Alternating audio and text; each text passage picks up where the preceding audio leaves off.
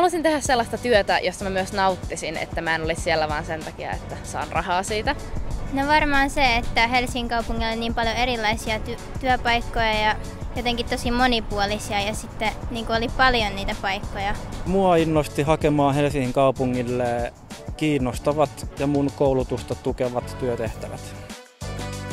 Kun tein semmoisia avustavia tehtäviä vanhusten parissa, tai laitoin lautaselle ruokaa ruokailussa ja sitten kävin ulkona niiden kanssa ja sitten pieniä siivoustehtäviä siellä.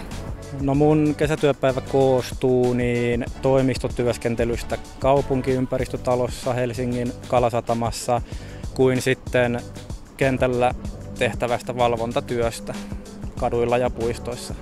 Jos mä olin aamuvuorossa, niin se alkoi sillä, että laitettiin kaikki koneet käyntiin ja kirjasto valmiiksi asiakkaille ja sitten hyllyteltiin ja toimittiin tiskillä.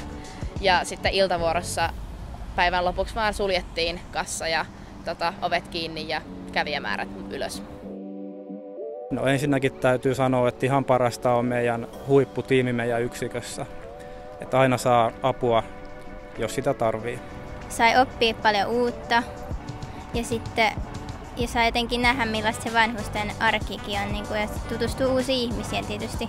Mä tykkään tosi paljon asiakaspalvelusta ja ihmisten auttamisesta, niin se tiskillä oleminen oli mun mielestä aika kivaa. Mun vinkki kesätyötä hakevalle on se, että kohdistaa hakemuksen mahdollisimman hyvin, eli pyrkii tuomaan niitä taitoja esille, joita ilmoituksessa pyydetään hakijalta.